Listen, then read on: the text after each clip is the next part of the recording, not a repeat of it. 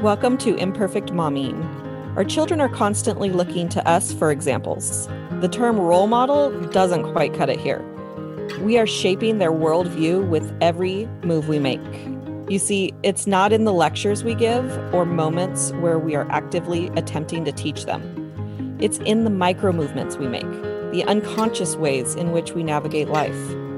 We are constantly teaching our children how to show up for themselves, their friends, their future partners, and even their future children. So what can we do to ensure we are raising thoughtful, compassionate, self-aware human beings? We have to become them ourselves. No one is perfect, but we can still all be better, and it starts with self-healing. Let's get to it.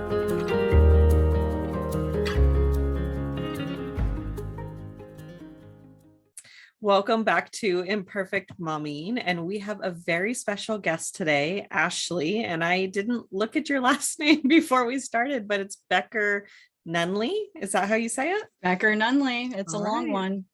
I'm one of those people that pronounces everybody's name wrong, and then I have to check beforehand, and I forgot to do that this time, but this is how every episode starts, is did I say your name right? You got it. Awesome. So tell us a little bit who you are and what you do. Sure. Well, first of all, Alicia, thank you so much for having me here. I am super excited to have a conversation with you and to see, if we can just help out one or two people, maybe more, but make a difference in someone's life, right? Yeah. That's what it's all about, you guys. So I am a pediatric occupational therapist with over 10 years working in the schools part-time. And I also am a parent coach, and I get to work part-time with parents. And I have been working with families and kids for well over 25 years, and just led me to what I'm doing currently, where I get to work in person with kiddos in the schools, helping them thrive, and then also take my practice away from the school so that the kids can also thrive at home. So that's what I do. I get to help parents understand their kids' challenging behaviors so that they may connect and so that they may thrive as a family. Yeah, part of my story is that my son was on the spectrum when and he started showing behaviors like a couple of months after his dad and I split. And I just was like, what is wrong with this kid? And it was really frustrating for me as a mom, because it's like, I don't understand why you're freaking out that a toy fell on the off the table. And I don't understand how to get you to realize that we can't live at the park with the play structure. Like, we can't live there. We have to go home sometime. It's like, and I'm so separate from that now that it was like one of my podcast guests that reminded me. I was like, oh yeah, I really was frustrated for a long time. And having someone like you, we ended up doing early intervention with him, but having someone like you was super helpful for so long. He's such an amazing kid now, and he hates the place that he learned all these things, and I understand why he hated them. The pediatric clinic, do you mean? The OT clinic? It was specifically for an autism center.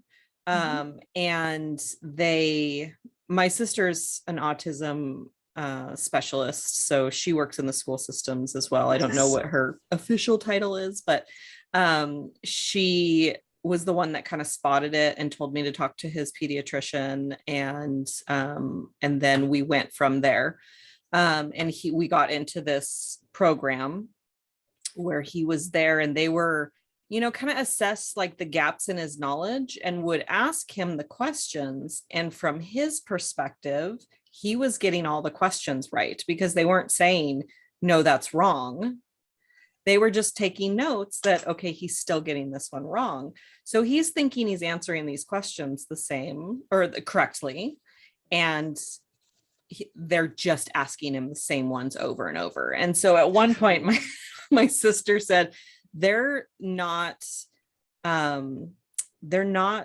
educated in how to deal with a kid that is so high functioning, because he had his behaviors, but he's super high functioning.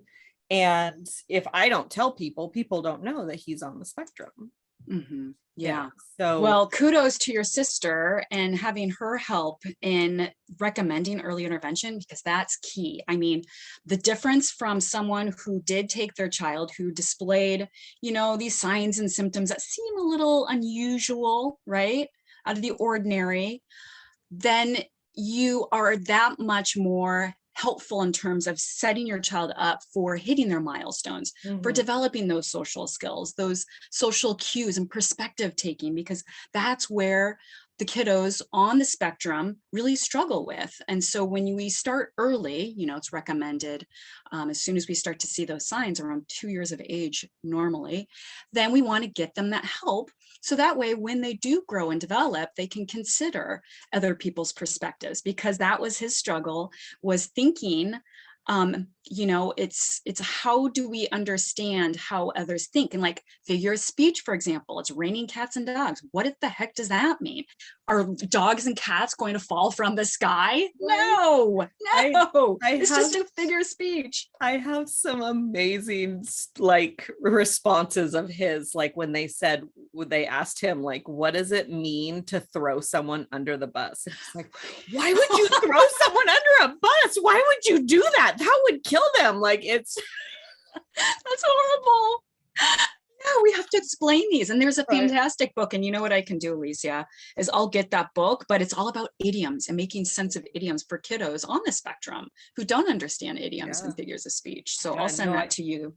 I love that. Like, I love idioms, and I love asking him what he thinks they mean, because they're intuitive for some, the way that some of us think, but they're not always intuitive to maybe someone on the spectrum, or maybe they're not intuitive. We've just heard them so many times that, I don't know. I don't remember hearing it's raining cats and dogs, but I remember that I understand what that means, Yeah, and it tends to affect their learning comprehension. It tends to affect their we see hyperlexia, which is, struggling with reading and making sense of words and phonics, and, which then oftentimes what we see with kids on the autism spectrum are other disorders like dyslexia or anxiety, anxiety disorders, or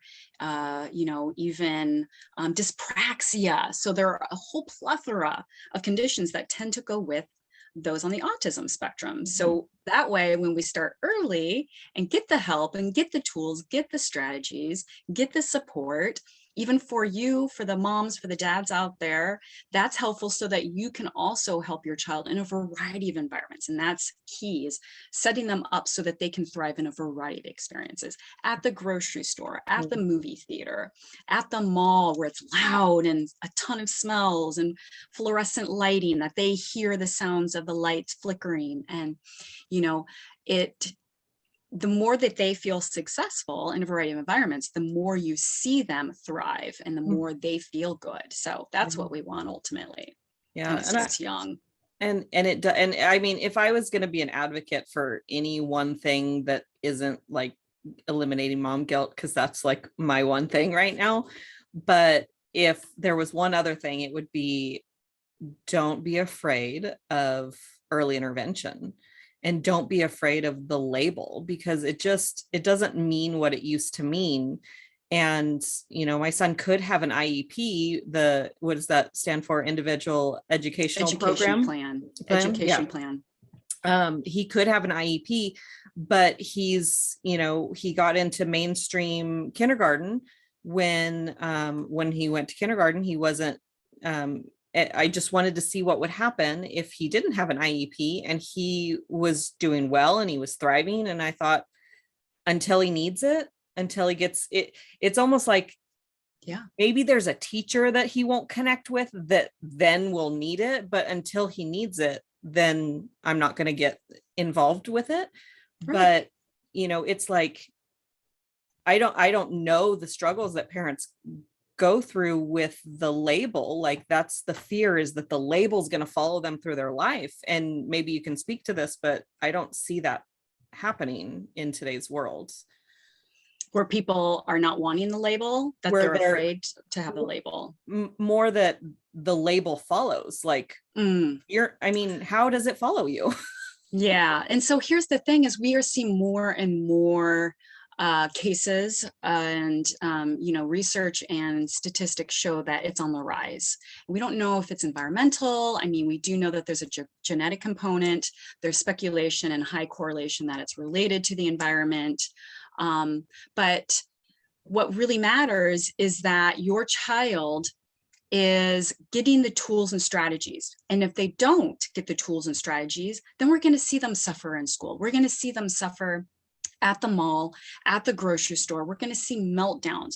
We're going to see struggles with social skills and being able to understand how to navigate social skills. We're going to see struggles with getting tasks done. Like, how do you start a task? How do you complete the task? There are all these higher levels of thinking that children on the autism spectrum need, even though extremely bright, like on the Asperger's, it sounds like your son has Asperger's version, but even though they may be high performing, high functioning, they still need assistance. And so there's no shame in that, because the sooner we can get the assistance and have those accommodations, have those modifications, the sooner they will feel good, because there are gaps. And if we don't, we will see those gaps in the way that they have the frequency of tantrums, the frequency of meltdowns, the frequency of obsessive compulsive type behaviors, repetitive behaviors, stemming. Like, how do we problem solve? How do we navigate these difficult emotions? Let's get the support so that way the child can feel successful in these environments. So I think that, dropping the label, the fear of being shamed or embarrassed, it's fairly common. I mean, I feel that more and more people are talking about it. And what's beautiful is that a lot of movie stars, a lot of famous athletes and artists and people that have a huge following are coming out and sharing, yes, I'm on the autism spectrum. And that actually helps fund more research. So the more we talk about, the more researchers will understand, the more your doctor will understand, the more your teacher will understand.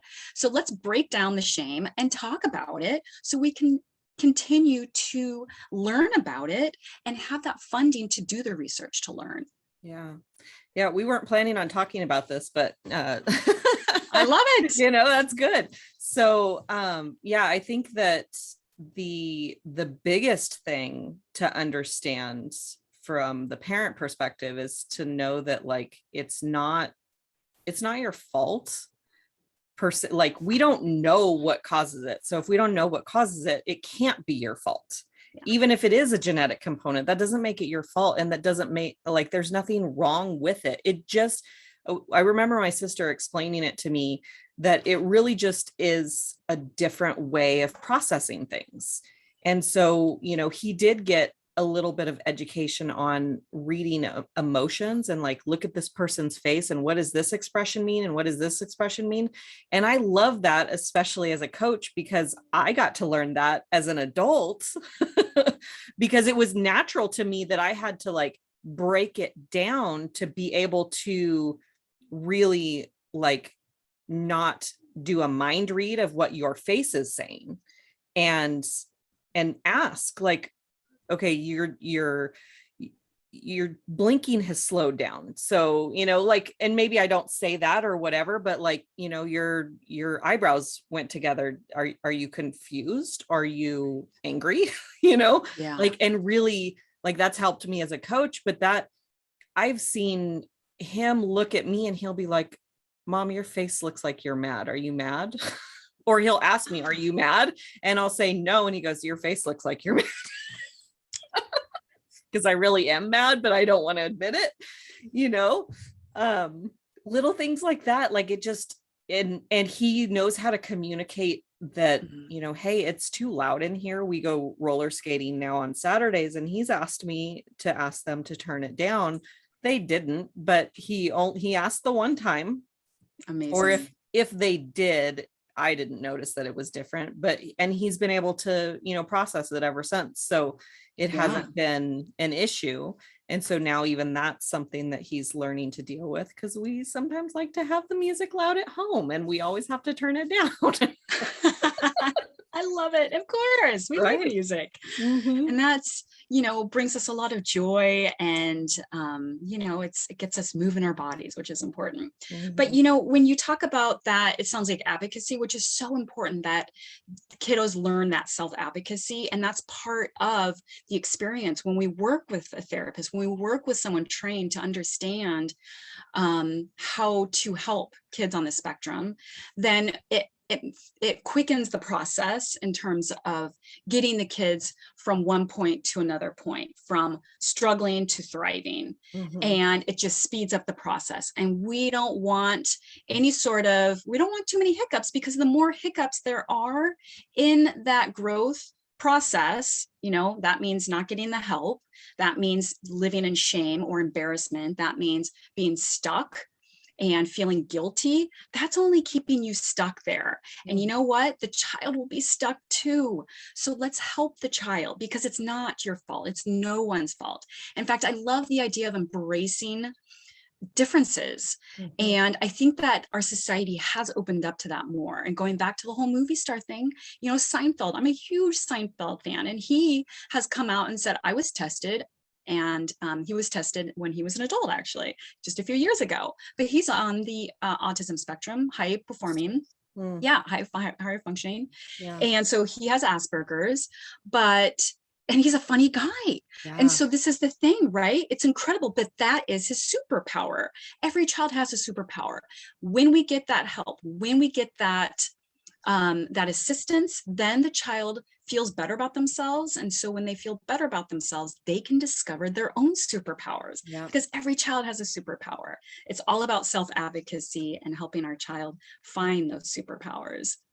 The stories that I've heard about Eminem, also the rapper, that and how when he was on the set of 8 Mile, and he would just sit there and scribble. He just constantly scribbling. Like that sounded like OCD, but it also sounds like it could be on the spectrum too, because like he just has that genius power, right?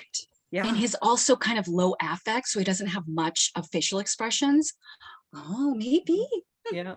I'll have to ask him. Yeah. I remember watching a video. I think I've mentioned it on the podcast before, but there was a video of a kid having a tantrum, not a tantrum, a meltdown inside the store. And somebody recorded it and posted it on Facebook and captioned it, "This is why we don't spoil our children." And I'm watching like how the mom is interacting with the kid and what the kid is doing, and just the things that, like, the calm down tools that she's using. And I was like, that's not a spoiled kid. That's a kid on the spectrum, or with some type of, thing, right? Diagnosis of some kind. And I was so irritated by the judgment. Like mom's judging lack of understanding mom's judging moms is such a trigger button for me, mostly because, I didn't want to be judged for my kids screaming when I'm leaving the the park.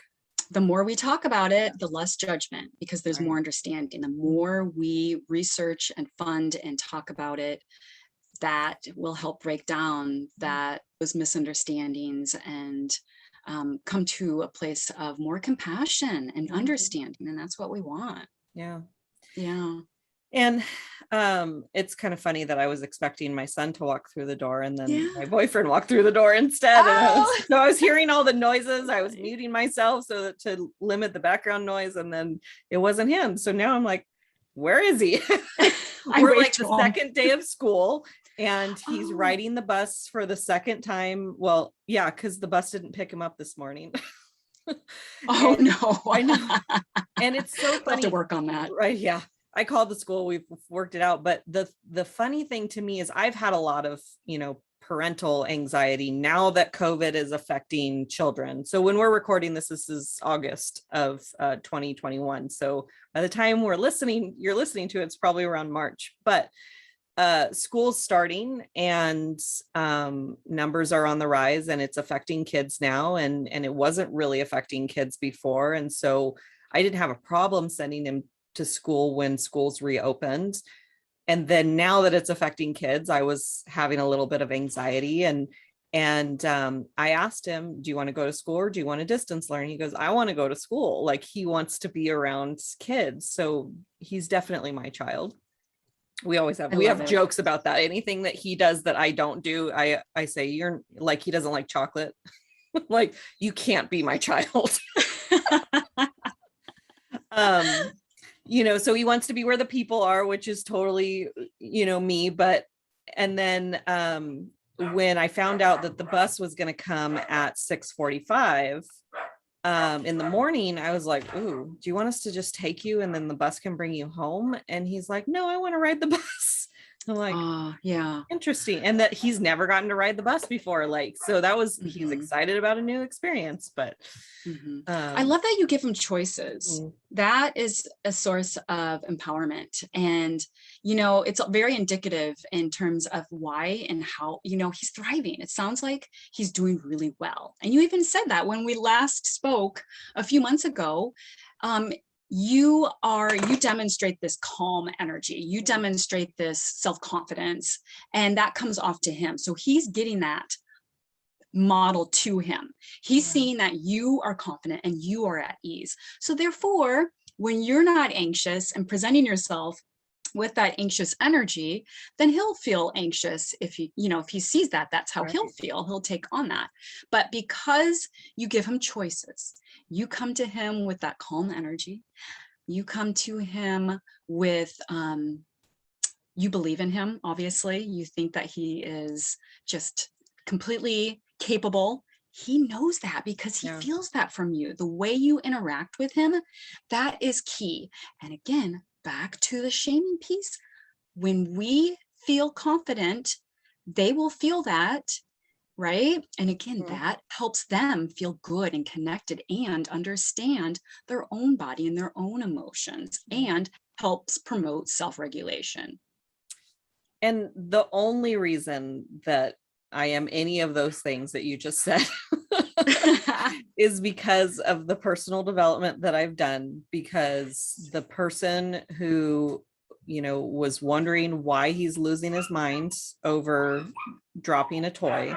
And I know now, looking back, I understand what that was about, because he thought that the table was a track and it was a train-ish toy. It was a elephant that made choo-choo noises, but he thought that the train should follow the track around the table, and instead it fell off the table.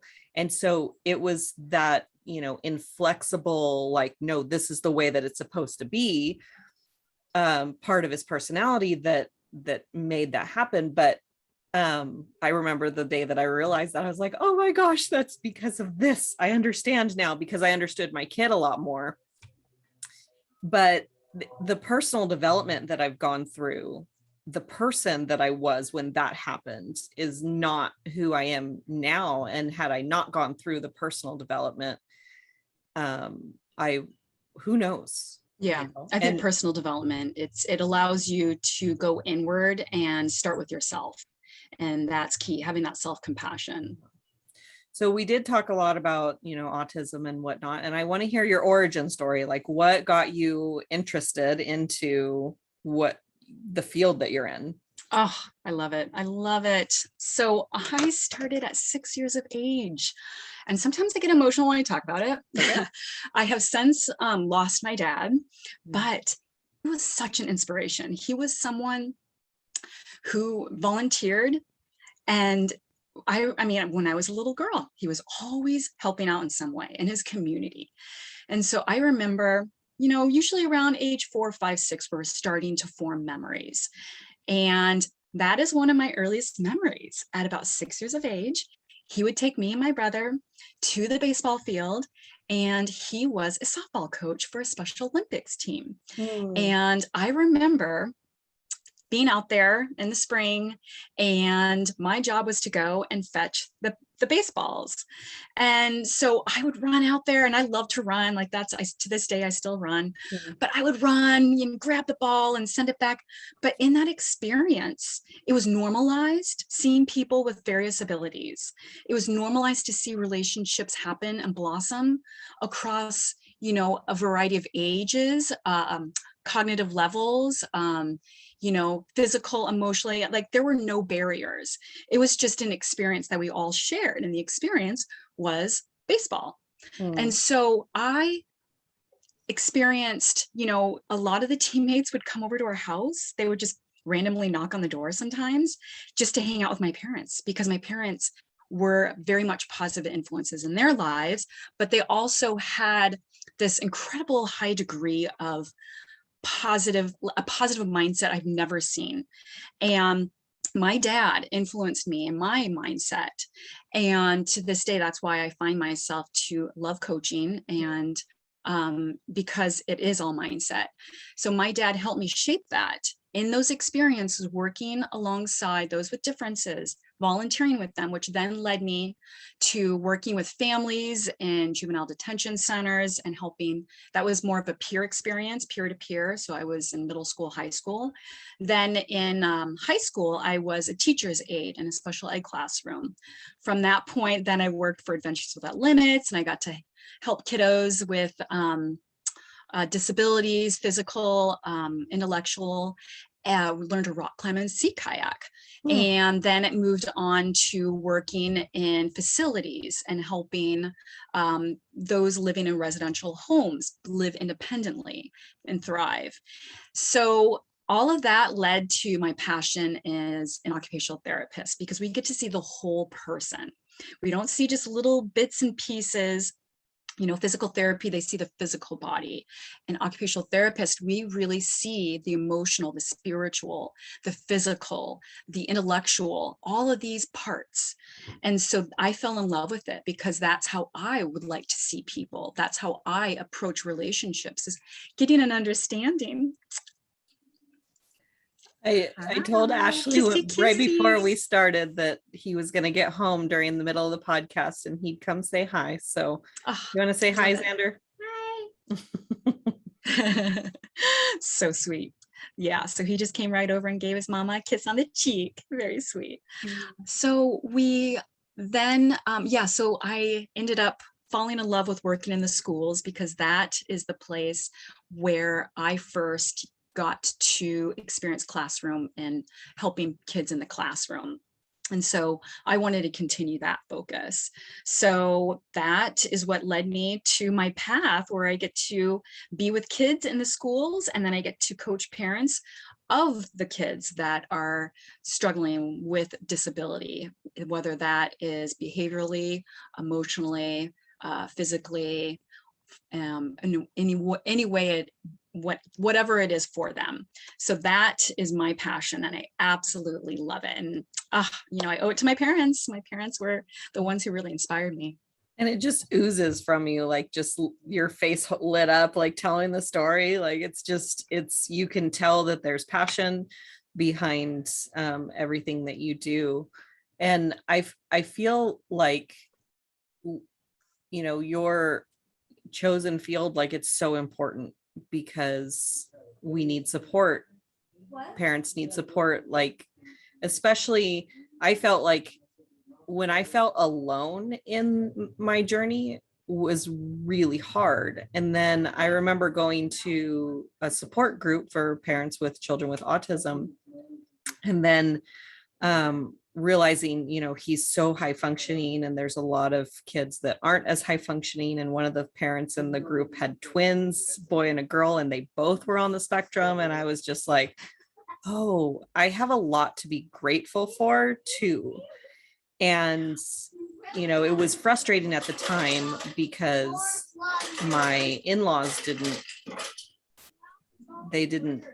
believe the diagnosis. And so, not that I wanted to fight for the diagnosis or anything, but it was really frustrating to not be believed. Right. And then it was like, who cares? It's not something that's really inhibiting his life or mine at that point. So if they believe it's irrelevant, I just want and it to that's be just right. another way of people telling you how you should parent, but you know your child best. You are the one who understands your child and their needs more than anyone else. And you are helping your child understand their own needs. And so when we let go and, share, thank you for your thoughts. Thank you for your consideration, but I'm good. Thank you, but I'm good. And stick with what your gut is telling you, because that's key. If you see something that seems out of the ordinary, if you see something that looks a little peculiar, a little different, if you notice anything, get curious. And you don't need to go and do a Google search, because sometimes that can lead you on the wrong path. So be careful with that. But rather go and see a therapist, talk to your developmental pediatrician first and express your concerns. I would even have a pencil and paper available and just start jotting down things as they come up, like, I just noticed that he's flapping his hands and he does that when he gets excited. That's interesting. And then write it down. So that way, when you come, you have a whole list that you can present to document and prove, like, yes, this is unusual. What can we do? How can I help my child? Yeah, because you're their biggest advocate. And, when you're like, you notice things, you have the intuition. And I never thought of it as another way of telling someone how to parent. Like, that was not a thought that was in my head as to what was going on, but I can see that as, as a thing. And thank you for your opinion is a really good way to acknowledge that this person, cares about you and cares about your children, but you don't have to do everything that everybody says.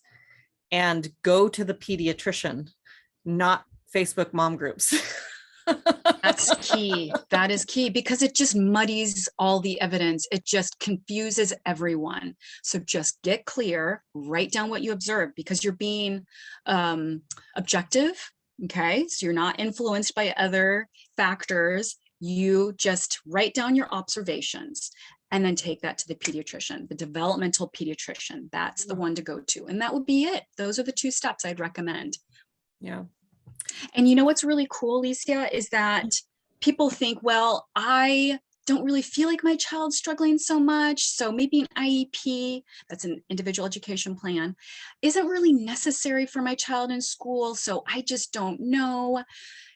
Another option, and then this is for the audience who may have children that are older, like maybe young adults, or even those that have have adult children that are on the autism spectrum. There is a 504, and a 504 is another option. And a 504 it's required by the law. If you request accommodations in the workplace or in the school, the law requires that to be recognized and to be implemented in those environments. So all you need to do is you complete a 504, you talk to your HR department or you talk to your school, and you can fill out the form. It's very easy, but if you know your child, or if your adult child knows themselves, then they can just list, hey, this is what helps me when I feel stressed working in this environment that's loud, or if the lights are too bright, please change the lights, or please allow for me to wear headphones to cancel out the noise. Please allow me to wear, special light blocking glasses. These are accommodations by law that should be implemented based on the 504 plan. So that is another option. That's interesting. My mind hadn't gone there for those kinds of needs for sure. I love when I see, autism, movie time slots, right? So like specific for children on the spectrum, they can go to the movie and it's not as loud and it's not as dark, I think. And so they make accommodations for their needs, right? And so it's I'd be interested in seeing if there's one of those types of things for the roller skating rink. So different Yeah. time when it's not so loud. It hasn't seemed to bother him, except for that first time. But yeah, it'd be interesting to see. Yeah, and I think also just wearing either noise cancellation headphones or those foam earpieces to block out the sound. Yeah, that's helpful. But it's across the lifespan 504 plan. It's not for school only. It's for a place of employment as well. So it's awesome. You can get that help. Yeah, No matter what age. Good little tip for sure. So is there one piece of advice that you would want to share with moms? A lot of this has been advice, but is there anything come into mind? Yes, I would recommend that I share this with all my clients, that we always start with the self. We always start with self-compassion. So what does that look like for you? Does that look like going for a walk in nature? Does that look like reading a juicy novel? Does that look like journaling or creating art or making music or baking in the kitchen or talking to a close friend? Whatever that is, find something every day to tap into that energy. Because when you are in your body and you're feeling at ease, because this is what hobbies do, they bring us back to a place of ease rather than this mode of production and work and thinking that that's value, that's only going to drain you. So think about ways to replenish that vessel of feeling good and being at ease. Because when we feel good, there is less room for shame, embarrassment, those negative, factors that may start to cloud our thinking. For me, for example, I love to set up my day by practicing yoga. I also love to meditate, maybe 10 minutes, but that helps set my day. And it allows for me to create that space so that I can ease in with more joy. And if I'm up and I notice a difference. I notice that I'm a little bit more antsy, maybe a little quick tempered, but as long as I take care of myself first thing in the morning, that helps. So I encourage all the listeners to find something every day. It could just be 5 minutes. And I share, if you have a hard time finding and identifying what that is, just enjoy a cup of tea. Just sit in peace and quiet, all alone, and just hold that cup of tea and notice the sensations coming to you.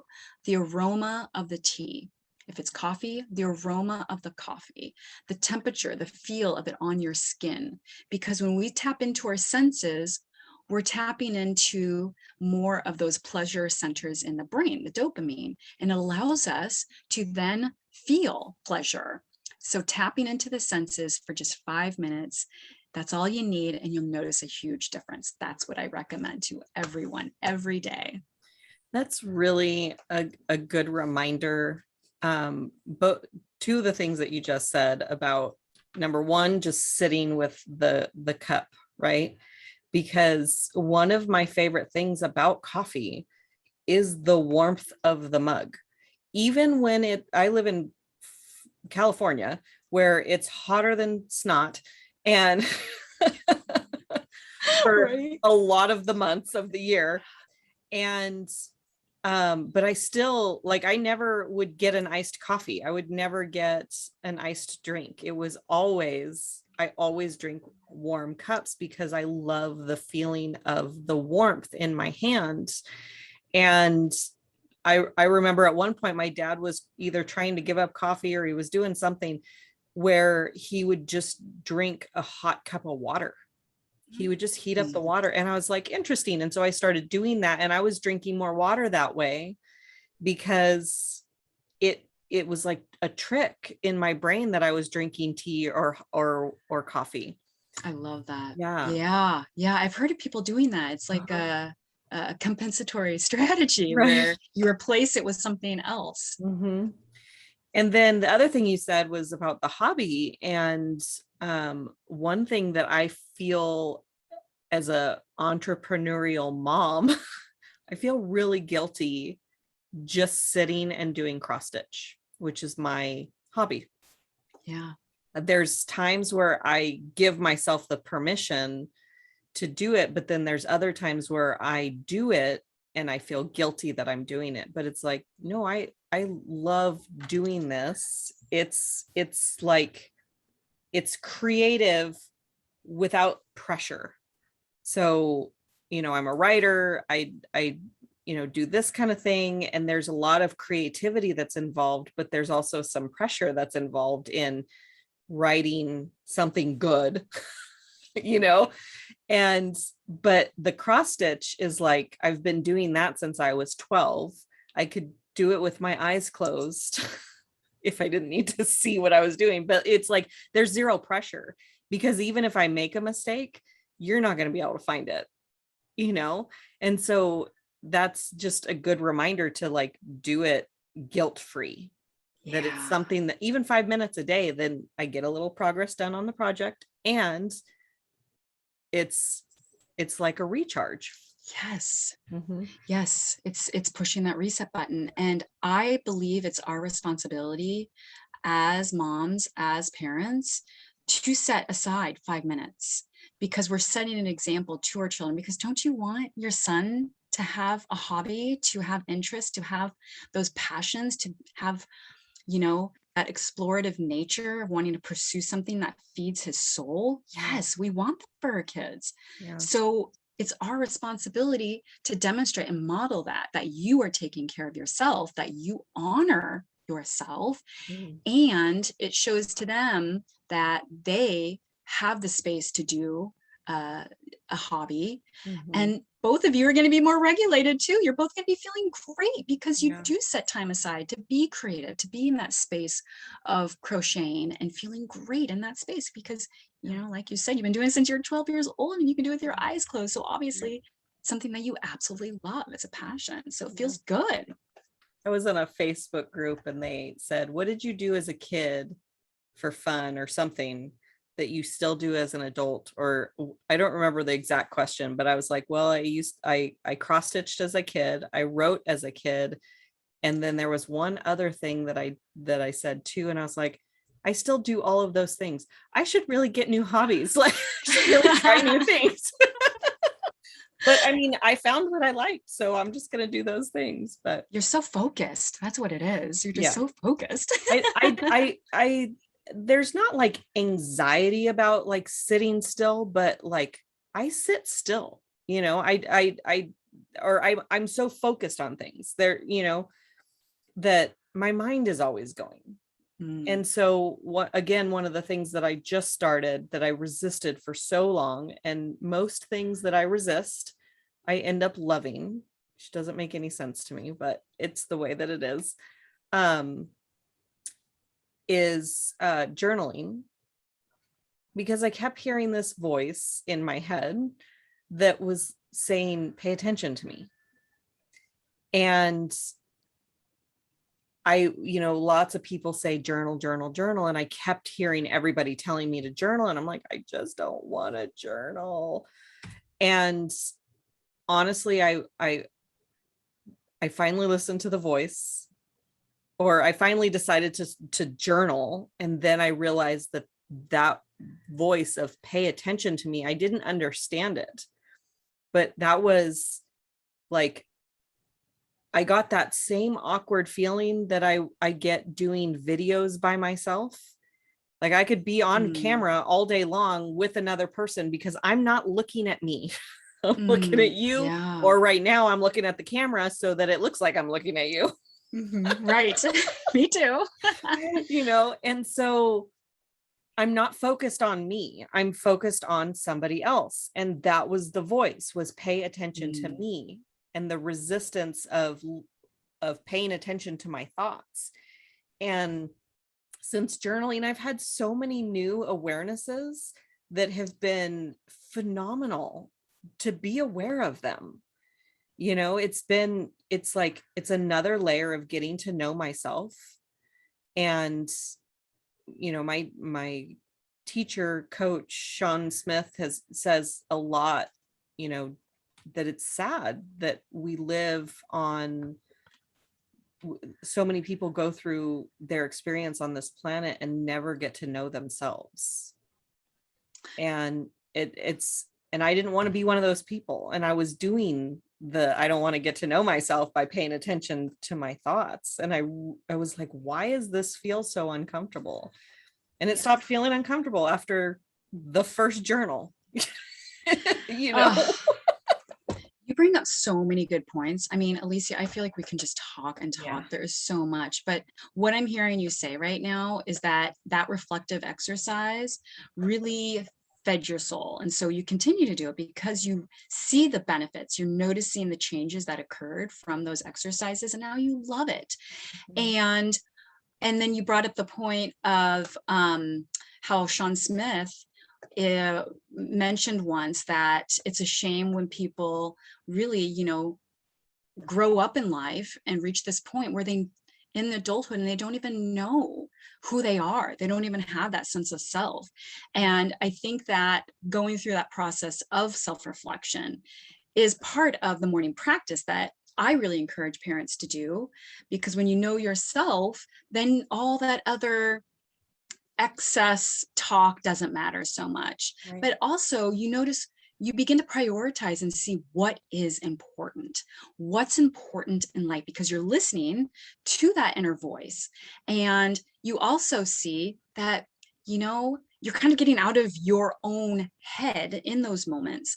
And which leads me to think about the current, I would say, what are they called? The kids, not the millennial. I think it's the millennials, the ones who are self-entitled. Entitled, What I yeah. mean? Yeah. Yeah, that self-entitled population. Yeah. And I think of that, and I think of how their time of always on the phone and always, doing selfie culture, right? That Mhm. whole activity of being consumed by technology, there's not as much time seeing these kids out in nature and enjoying just a quiet walk, enjoying that cup of tea, enjoying the journaling.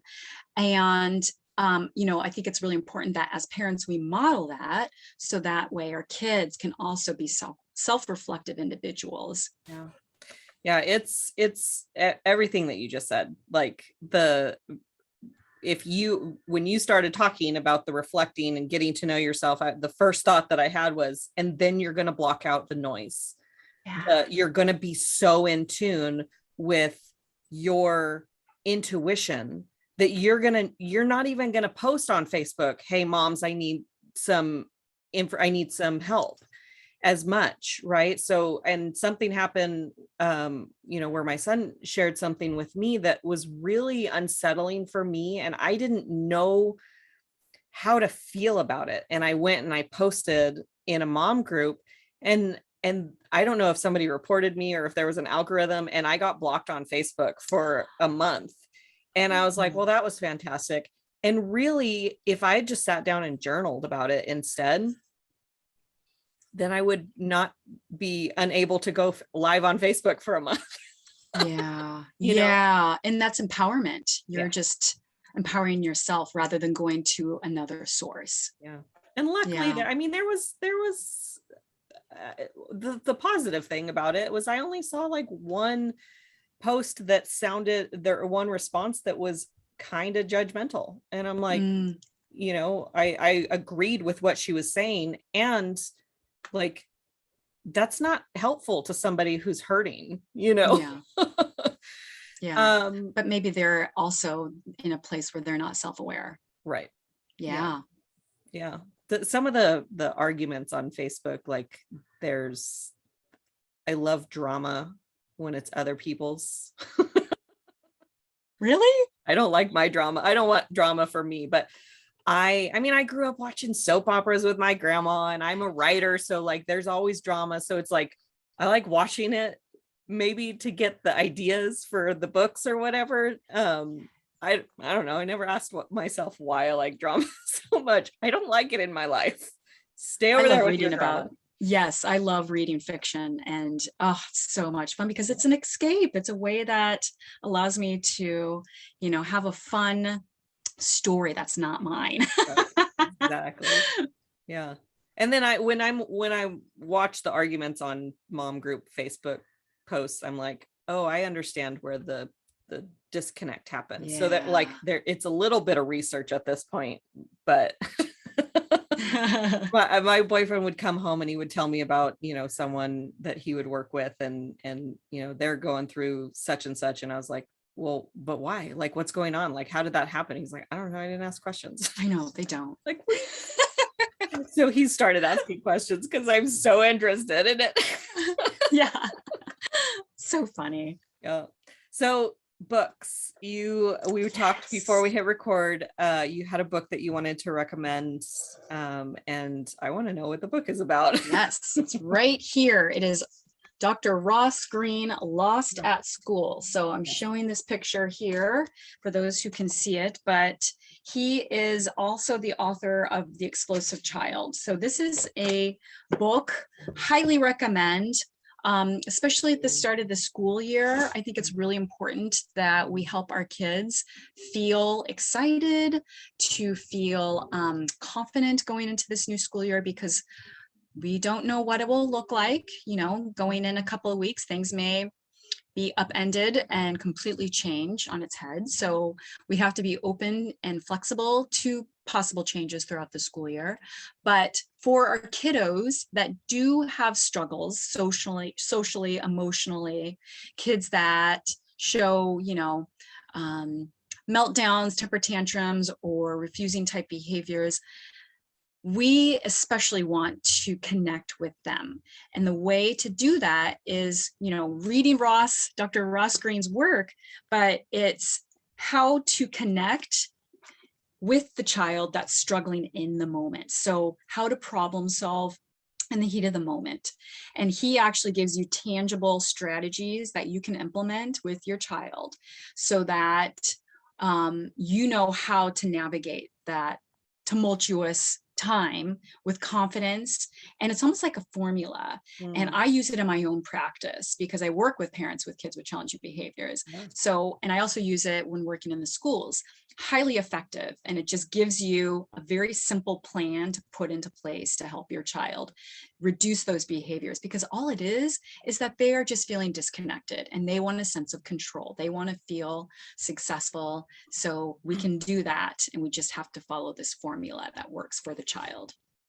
And the other book that you mentioned was No Drama Discipline, and they talk about connect first too. Yes. So I'm sensing a theme. Yes, No Drama Discipline. Here it is. Dr. Dan Siegel and Tina Payne Bryson. And it is connect before correct. That is his motto. Always make sure that you get close, you understand why your child is struggling before you correct, because you may misinterpret those cues. You may just need to understand by talking and observing and getting curious and asking questions when they're ready. Maybe that means giving them 30 minutes to process. Maybe that means giving them a day.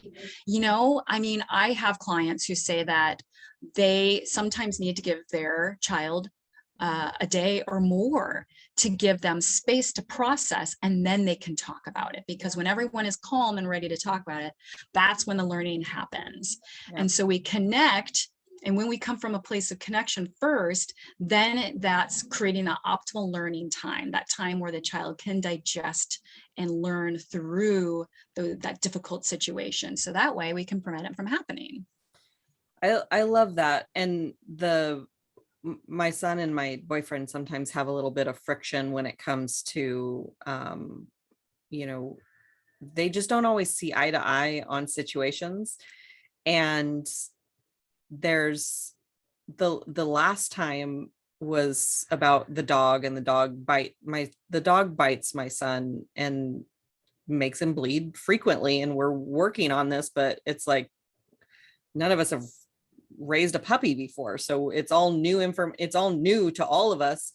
And he got upset and he went upstairs, and I went upstairs after about 10 minutes to check on him. And I said, do you want to talk or do you want to be alone? And he said he wanted to talk.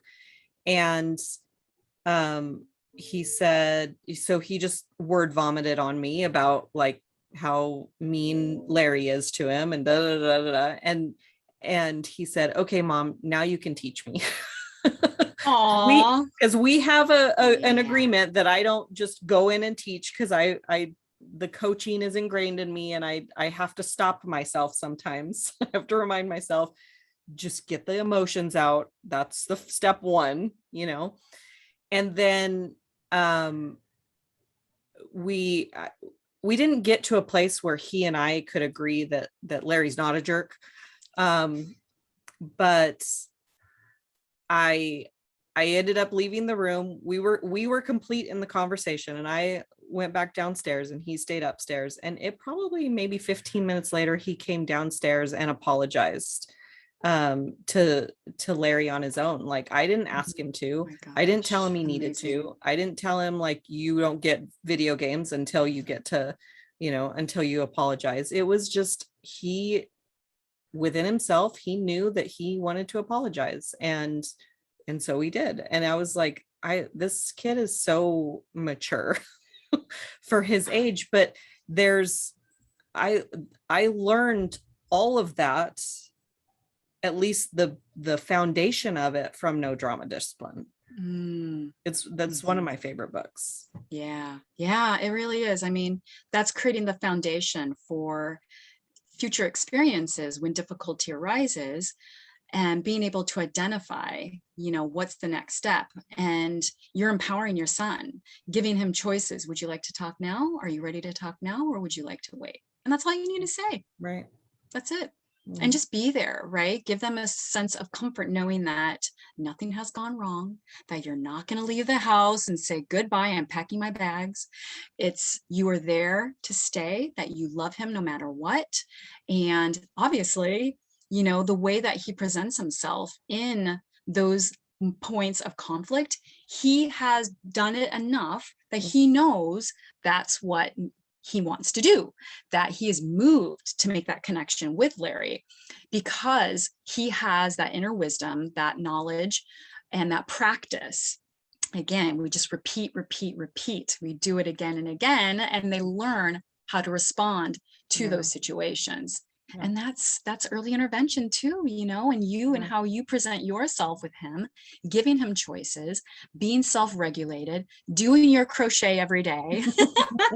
That's all it. That's the formula. Yeah, right. It's simple. I mean, you just do everything. Just simple. Repeat that, write it down. Rewind, write it down. So simple. We gave you the formula for being a parent. So there you easy go. breezy. Yep. Go out there and get him. I love it.